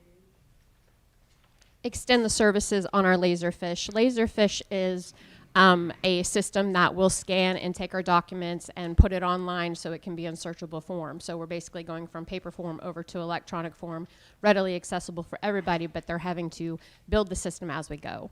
And it's been it's had its hiccups, but it's a great success, and it's moving in the right direction. I kind of compare it to what it will resemble, kind of like a Westlaw in law terms, so you can really get on there and search for the nitty-gritty versus the PDF file format that we have. So that is what this is doing, is it's extending it for another year.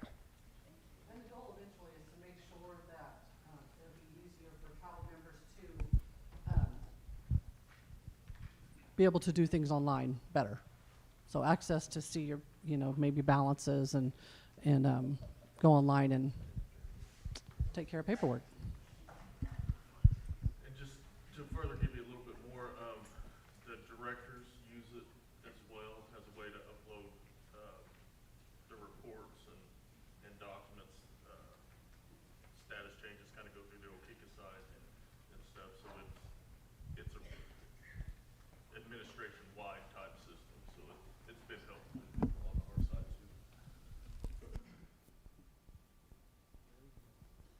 Michael Richardson from IT is going to speak on the matter as well.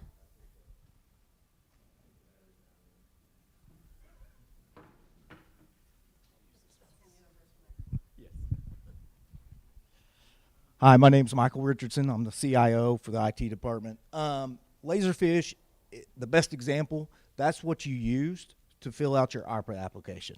It helps us build forms for tribal members to interact. Our goal is to have a tribal member portal where you guys can go in, apply for social services, upload your electric bills, whatever you upload, and still see your balance on your social services. That's the ultimate goal on it. Now, like Callie said, there has been some hiccups, but they were really unavoidable because of all the special general councils, elections, and all that stuff. It's been a little crazy on that aspect. But ultimately, it's to really transform the Quapaw Nation's government digitally. So if you can't really do it with human capital, you do it with technology. So that's what we're trying to do for Quapaw Nation.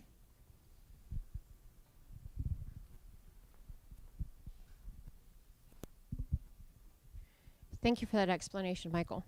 Is there any further discussion? So we had a motion by Michelle, a second by Larry, to adopt resolution 041523-A. With no further discussion, I'll call for the question. All those in favor say aye. All those opposed? Any abstentions? Motion passes. The next resolution is 041523B. It's a resolution authorizing, endorsing, and supporting updated bear authorization bill language. Whereas there's much concern regarding some of the language contained in the initial bear authorization bill introduced to the U.S. House of Representatives 117th Congress on July 27, 2021, that became known as H.R. 4715.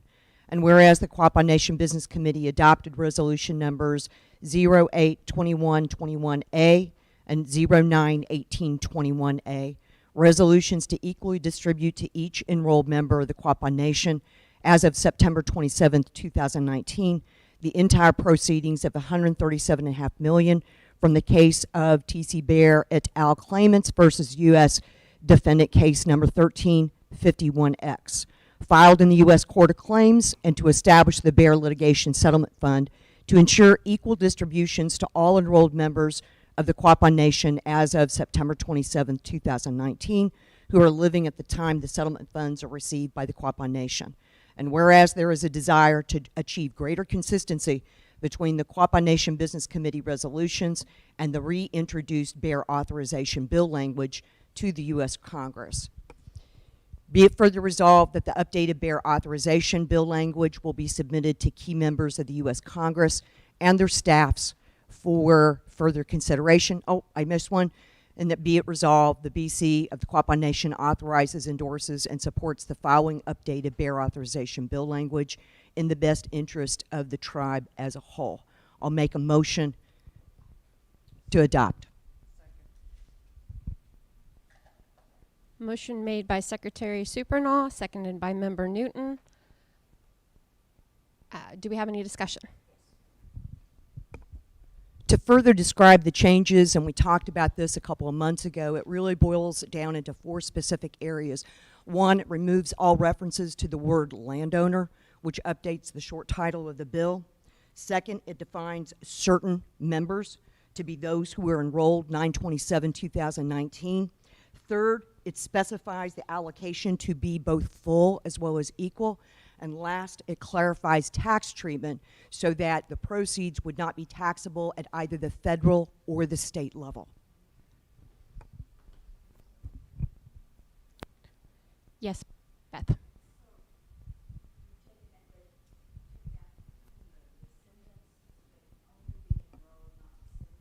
Still living at the time of the distribution. You are correct. Do we have any further questions?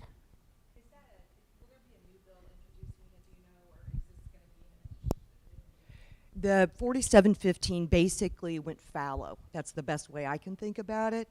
So the new bill in this new language it's got to go through the reviews at the congressional level will be introduced in this new congressional session in both the U.S. House of Representatives as well as the Senate.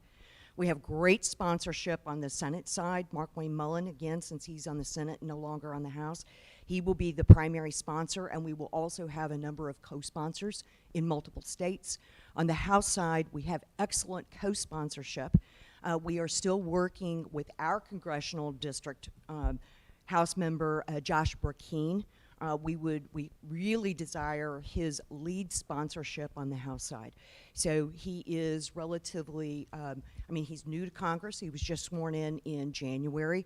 The great news is we've actually met with him twice as well as his staff for half day here in the last couple of weeks.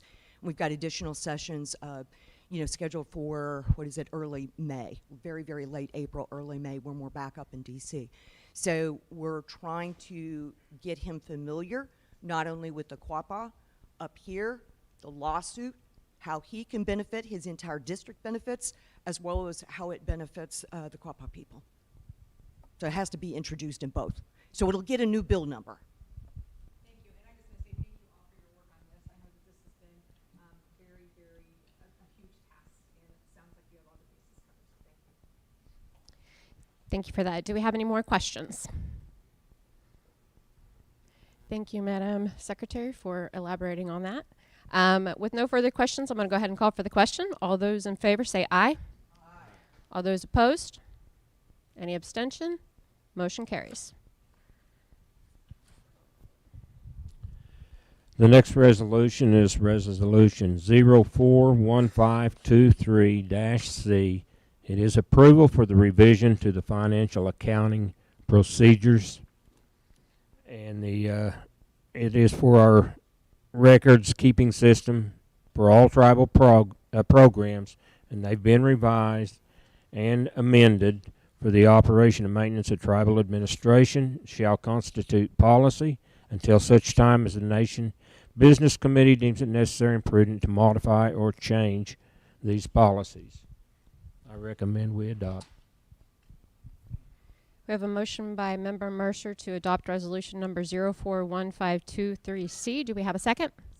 Seconded by Weena Supernaw. Do we have any discussion?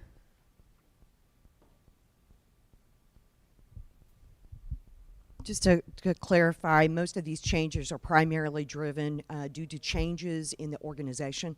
So as the executive directors are, most, not all, are present, it's now time to alter the workflow, the approval process, so that we omit the reference to a tribal administrator and make it conform to our current organizational structure. Thank you, Secretary.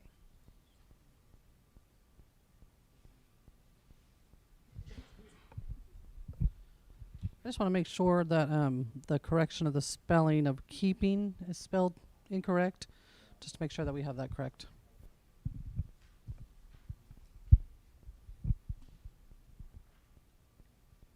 Okay, so no further discussion. We'll go ahead and call for the question. All those in favor say aye. All those opposed? Any abstentions? Motion carries. Next on the agenda, we have donations. Member Newton, will you please take the first three? Okay, the first one is from the Boys and Girls Club of Ottawa County. Let's see here. They are asking for a sponsorship picture. Nope, sorry. Got all kinds of stuff going here. I'm sorry. This is where the Boys and Girls Club are uniquely positioned to make a significant difference. They have access to youth who need and use the program that will help youth develop positive outcomes and achieve great futures. In the past, the tribe has sponsored $1,000. They have different sponsorship levels for field trips that they've given us on their flyer, their letter. They usually help around 250 youth between the ages of 5 through 18 through their summer program. They also, during this program, they receive breakfast, lunch, and afternoon snack daily and go on to numerous field trips throughout the region. Families in the program pay just $100 per child for an 8-week, 10-hour day program. So in order to keep the registration fees affordable for their families, they rely on the community support from businesses for their field trips.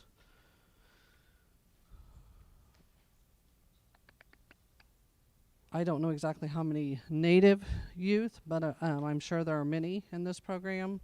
So I would like to make a donation request of the 1,000 that we have sponsored in the past. That first one is one of the field trips is a SOAR trampoline park, where 100 kids, that is 1,000, it pays for 100 kids, bus rental, supervision, and sock rental for this program, for this field trip.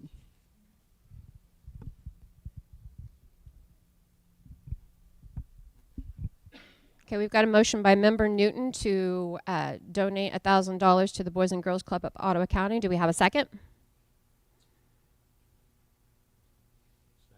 Seconded by Member Mercer. Do we have any discussion? With no further discussion, we'll call for the question. All those in favor say aye. Aye. All those opposed? Any abstentions? Motion carries.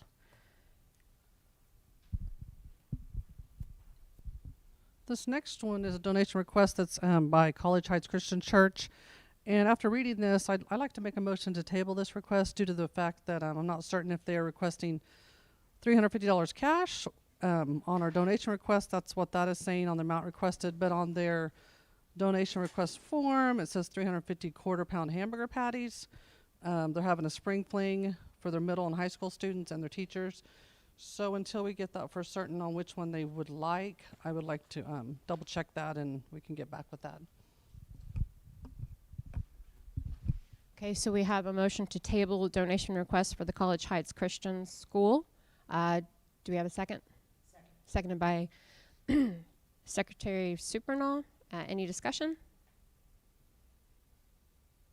I'm going to go ahead and call for the question. All those in favor say aye. Aye. All those opposed? Any abstentions? That donation request has been tabled.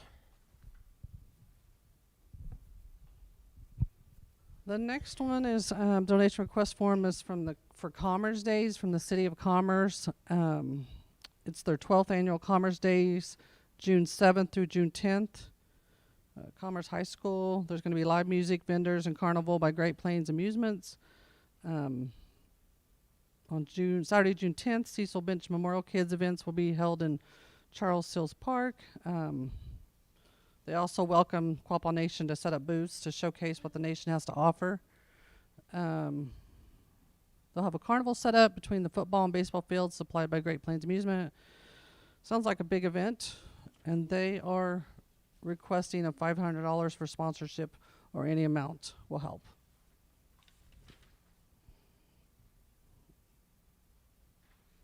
I think I covered all of it. So I would like to make a motion for a $500 donation for this event. Motion by Member Newton for $500 donation to the Commerce Days. Do we have a second? Second. Seconded by Secretary Supernall. Do we have any discussion? No discussion. I'll call for the question. All those in favor say aye. Aye. All those opposed? Any abstentions? Motion passes. Weena, will you please take the next three? Thank you. The next donation request is the organization is Father's House Recovery. It was requested by our tribal member, Steve Owens. I don't think he's in the room. He's hard at work across the way for the election. So the Celebrate Recovery Leaders, which is doing individual sponsorships to cover fees for the annual Celebrate Recovery Summit being held July 19th through 21st at Saddleback Church in Lake Forest, California. He would be honored if the Quapaw Nation would sponsor him. I know that Steve attended this same event. It was at a different location last year, and it was a very, very good event. I would like a motion. He's requesting $1,000, and I would like to make a motion to approve at $1,000. Motion made by Secretary Weena to approve a $1,000 donation for a sponsorship. Do I have a second? Second. Seconded by Member Mercer. Do we have any discussion? With no discussion, we'll go ahead and call for the question. All those in favor say aye. Aye. All those opposed? Any abstention? Motion passes. This next donation request is Miami Youth Baseball. It's a city community league. They're trying to supply their team with hats, socks, and uniforms for 10 children, and invoices attached that totals the sum of the request, which is $299.20. They would be recognizing the Quapaw Nation with a team picture to our youth baseball page, expressing gratitude and sending the nation a card to also show their appreciation. I would like to make a motion to approve for $299.20.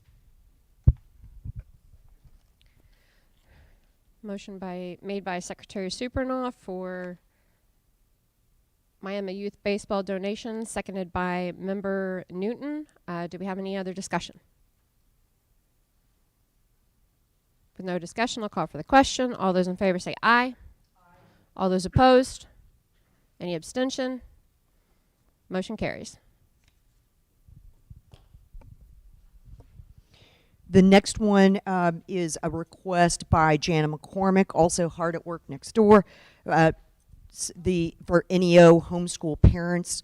The funds will go toward 50 homeschool students to allow them to attend a prom being held on April 29th, 2023. And the Quapaw Nation would be recognized in the program, the prom program.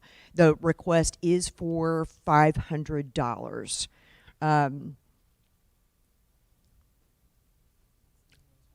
And the prom is being held on April the 29th, so it's right around the corner. I would like to make a motion to approve for $500. Motion made by Secretary Supernaw, seconded by Member Newton. Do we have any other discussion? Yes, Blaylock.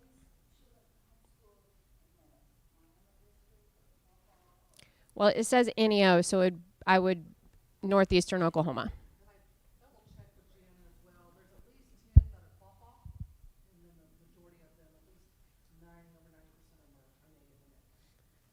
So 10 students are Quapaw and 90% are Native American.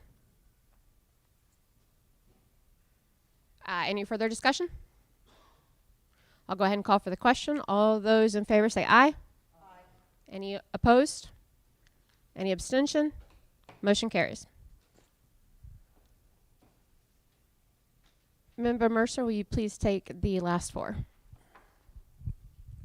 This is a donation request for Nichols Upper Elementary, and it covers both 4th and 5th grades. They're asking for $1,600 to obtain from Miami Public School Transportation is their estimate. They're taking a total of 3 field trips at the end of May,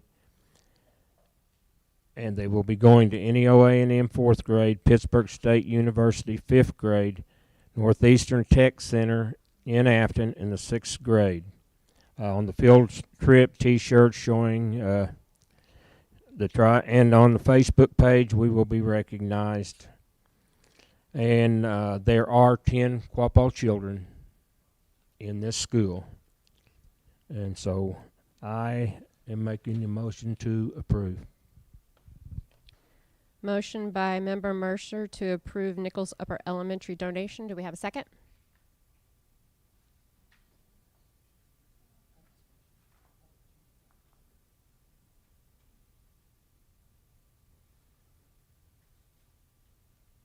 Do you want to second it and then make a discussion? Seconded by Member Newton, and now we're going to go into discussion. I would like to amend that to the donation to be $500 instead of $1,600.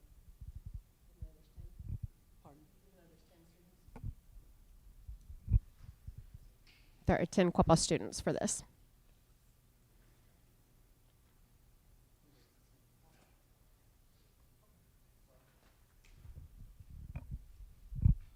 I'll rescind that amendment. Okay, so we have a motion by Member Mercer to donate $1,600 to Nichols Elementary School. We have a seconded by Member Newton. Any further discussion? With no further discussion, I'll call for the question. All those in favor say aye. Those opposed? Any abstention? Motion carries.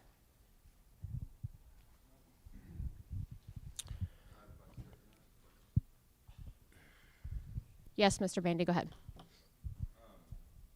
One of the organizations that you voted to donate to classifies a group of people as addicts, so their recovery lists homosexual individuals as being, quote, same-sex attraction and treats it as an addict, and they offer conversion therapy. And I just want to express that our money is tried donating to organizations that engage in behavior that's contrary to scientifically proven psychological convention does not see vote. And I wanted to ask if you all were aware of that. I can speak. I was not aware of that, but thank you for bringing it to our attention. I did know that it evolved around substance abuse, and I've seen it make positive impacts on people, but I have not attended, and I did not know it went that way. But thank you for bringing it to my attention. Would anybody else like to speak on it? Everybody else is shaking their head. They had no idea, but we will look into it. So thank you again.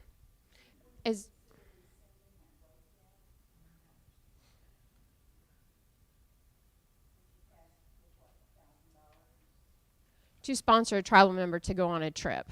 Trips that we have done the same for other tribal members, yes. It's not the actual organization, it's for him to go. It's a sponsorship.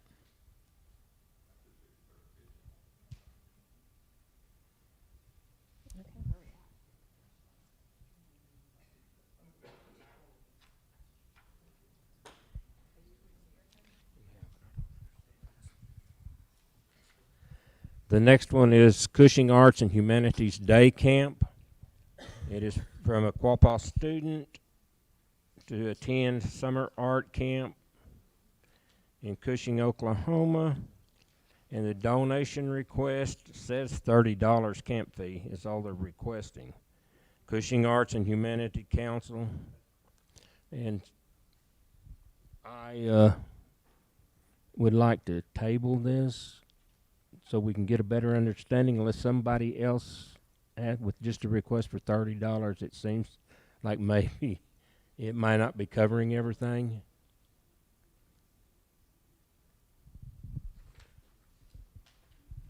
So we have a motion by Member Mercer to table the Cushing Arts and Humanities donation until we can get further clarification on what the request is.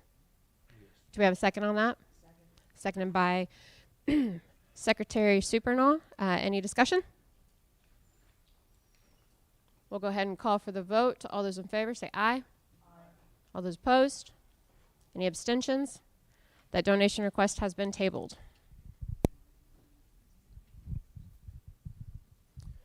The next donation is Ottawa County Senior Sponsorship, and the request is for $525. It will display Quapaw Nation AD congratulating all of the Quapaw Nation Ottawa County graduating seniors. We will be recognized by the display of Quapaw Nation seal and colors in the senior insert in the Miami News Record distributed throughout Oklahoma. And I would like to request that we donate $500. Oh, it is a package deal, I'm sorry. So I'll go with the $525 recommendation then.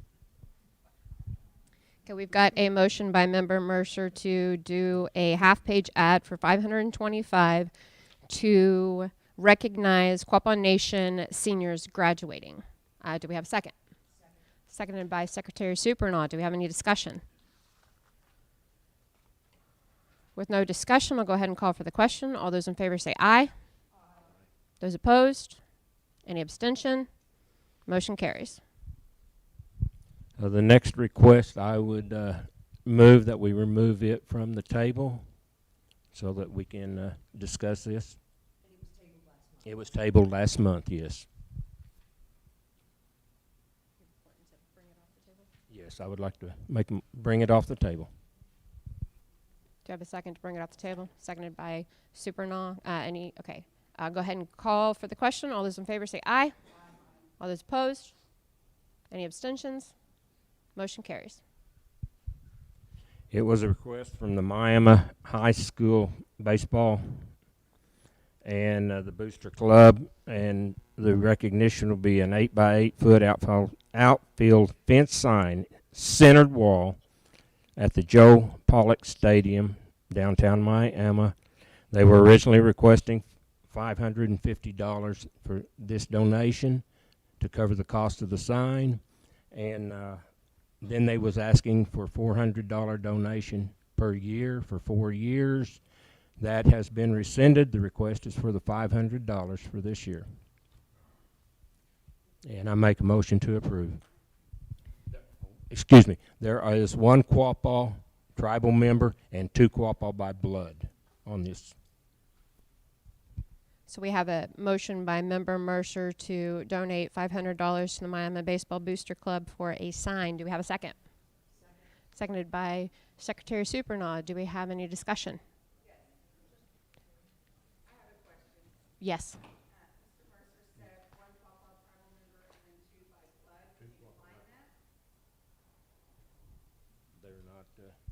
They're not enrolled Quapaw members. Yes, yes.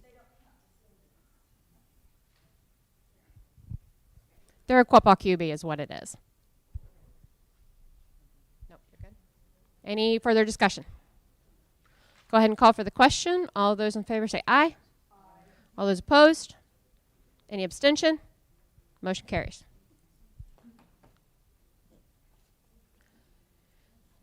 Next on the agenda is open forum. Before we go ahead and do the open forum, I just wanted to remind you of the rules that are set in place. Each person has 5 minutes. You have 1 time at the podium. The subject can only pertain to what has been discussed on the agenda today unless you have filed a form. We've only had 1 person file a form for this meeting, and that is Miss Amy. So you are up.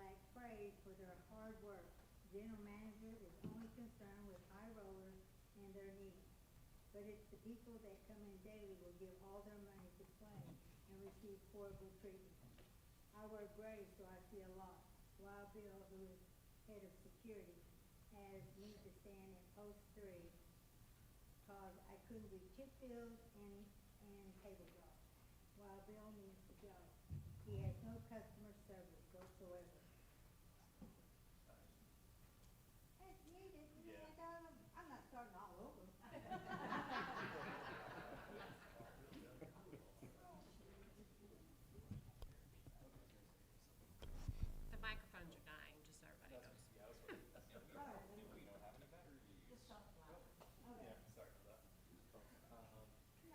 You always could do it.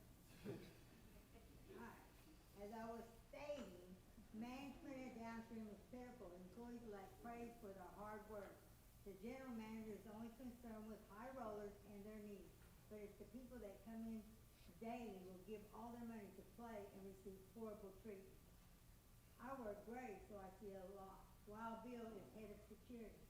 Has me to stand post 3 because I couldn't do chip fields and table draws. Wild Bill needs to go. He has no customer service whatsoever. He wanted me to go to another department, but I flat out said no. Frankly, I could do better than the security they had. I don't agree with their rules, but I stayed to show people how to do things right. Customers are always begging for restaurants to stay open so they can continue to eat and play. Downstream has a lot of people come in, elderly especially. However, I do have one other post. It's post 1, and I stand for an hour between 3 and 4 a.m. I welcome all people in. Some even say it's nice to be welcomed. Some of our security officers won't say anything to customers. Downstream could really grow with the right management. We do have good employees. They are frustrated.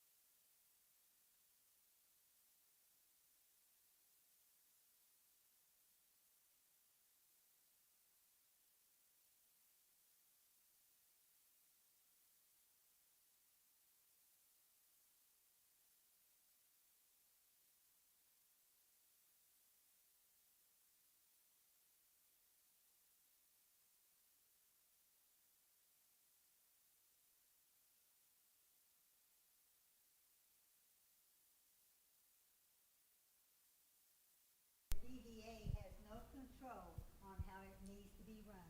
Either the DDA take control or give it up. Money is wasted in all departments. Those department heads don't care about their employees, and it shows.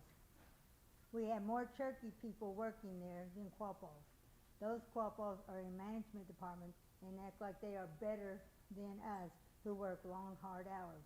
We care, but they don't, HR being one of them. I have nothing against Cherokee people. They do like their job at Downstream. I talk to a lot of them. They too are concerned, but like everyone else, fear of losing their jobs if they say anything about management.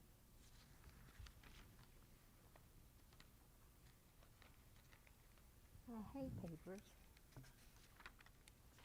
We have a security officer that has a background in law enforcement and narcotics, and she's not utilized in her field. She has her own canine.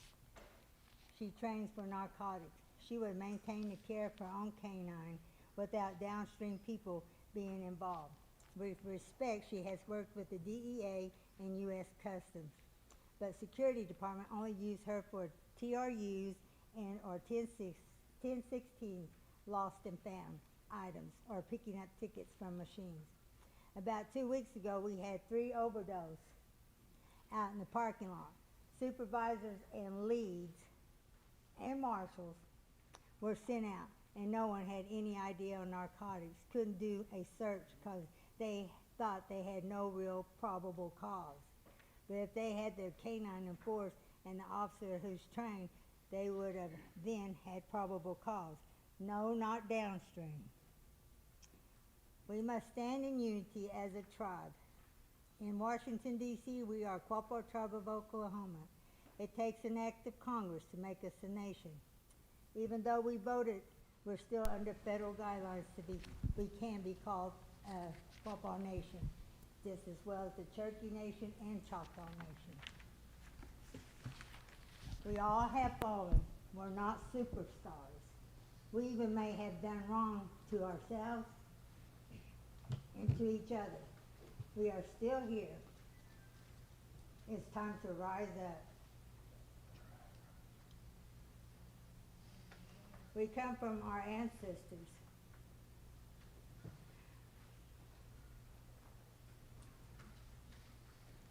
Who struggled far greater than we, yet they lived in harmony together. They often had meetings at the Longhouse, but they talked through it. Those were our indigenous people, or we come from indigenous people. We come from lies and deceits happened when chat minerals were booming. Yet we argue, fight, thinking one is stealing, telling lies on one another, although some may be the truth. But we're not gods. We should be strong in this year 2023. Hope, integrity, endurance, yet we lack all. Rise up, O-Guah-Pah people. Let us stand. We are all we have left. Thank you for that statement. And just so you know, some of the things that you have mentioned, our eyes are on, and it is in the works. So again, thank you. Do we have anybody else for open forum?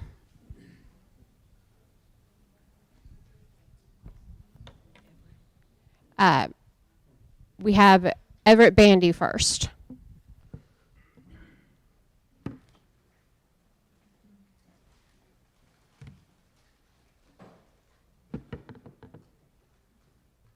Good morning. My name is Everett Bandy. I'm the director of the Historic Preservation Office, and WENA last month during the Business Committee meeting was able to summarize a conference that we had. And just very briefly, I wanted to mention that it was a conference that brought together federal agencies, primarily U.S. Forest Service from across the nation, and tribal representatives to discuss the consultation relationship that exists between tribal nations and federal agencies. We had a really wonderful conference. There was over 270 people in attendance. And the United States Forest Service, I'm not going to go into much more detail than that unless anyone has a question, because WENA already provided a summary last month. But I just wanted to refresh folks who may not remember. But the U.S. Forest Service, the head of the U.S. Forest Service requested this appreciation plaque to be made for Quapaw Nation, and I just wanted to show it to you all and give it to the Business Committee. So thank you for the time.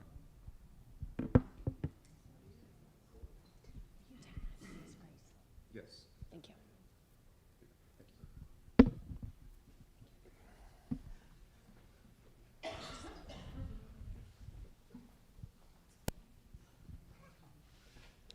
Next for open forum, we have Miss Grace Goodeagle.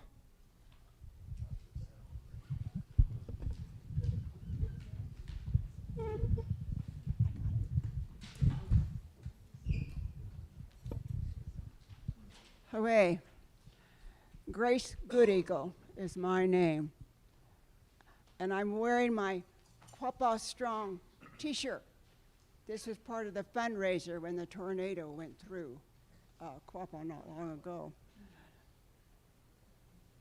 Our elders have been praying for us all the time to Intate, because we need Intate now.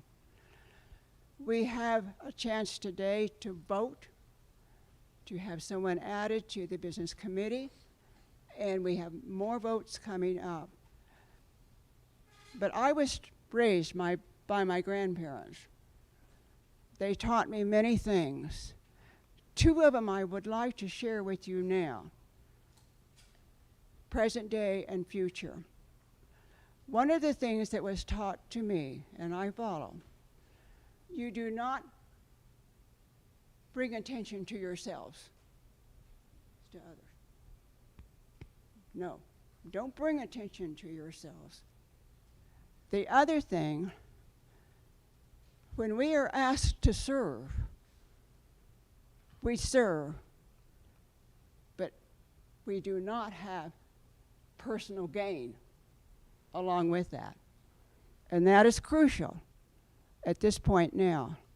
So again, we're at a important part of our lives now with the O-gah-pah. And Tate is with us. And we pray that he will continue to be with us, and I know he will. But it's the sort of thing with changes going on, many changes going on. Please try to keep in mind it's for the people. And so often we are not included. And again, for now and for the future, there can be changes for the good. And I, for one, along with many, want to say Uga'xpa to Joseph Byrd, because he served us well. It wasn't perfect. None of us are perfect. But he did serve us, and again, I, for one, along with many, Uga'xpa to him. And Uga'xpa to you people, too. You're serving now on Business Committee, and there'll be some new members coming. And here's again a chance for us to do it. But please, please, your traditional ways. And we have an opportunity as elders to work now with some of our young people. Some of our young people aren't aware. I've had adults tell me they don't know the O-gah-pah way. And if you didn't get it from your family, where are you going to get it? There's just too much going on now. There's too much unrest. Some things are being said out there. And as I said last time, you do not want to hurt anybody. That's not our way, to hurt people. And that's been going on. And it's been terrible. It really has been terrible.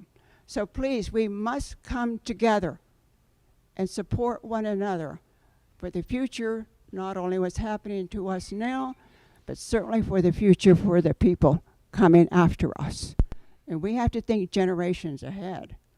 So a lot is happening, and please, please just know that we are praying for you, as you should be praying as well. So, Uga'xpa.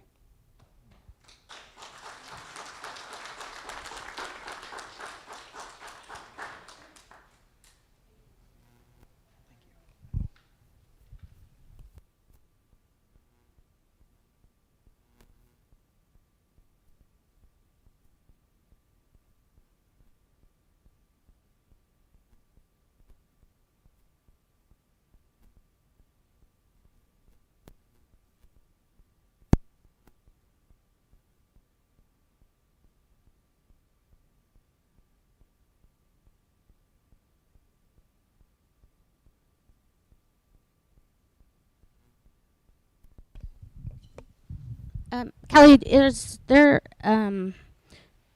there's one more position for executive director, isn't there, that hasn't been hired? Is there, I thought there was one more.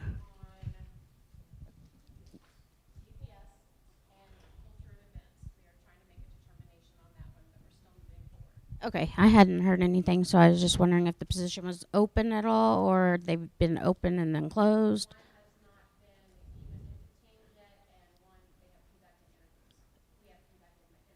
Which one's the one conducted? Cultural? Okay, thanks.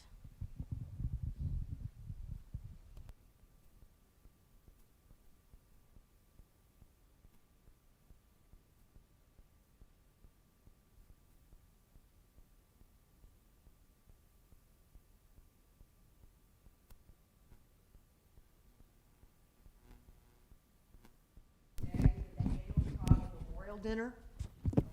It's scheduled for May the 20th. The cedar smoking's at 11:30. Dinner is at noon. The location is yet to be determined because of everything we've already talked about. We'll have the dinner at Community Building, and if it's not available, then it'll likely move to this particular room on May the 20th. A flyer will be available soon.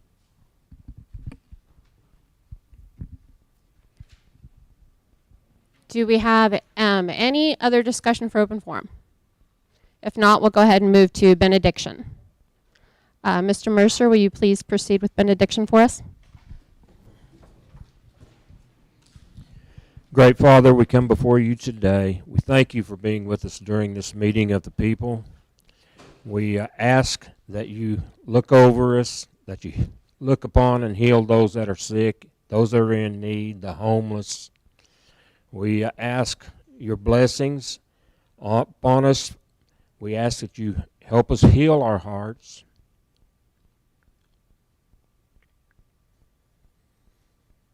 Let us come together as a people. Let us make our ancestors proud.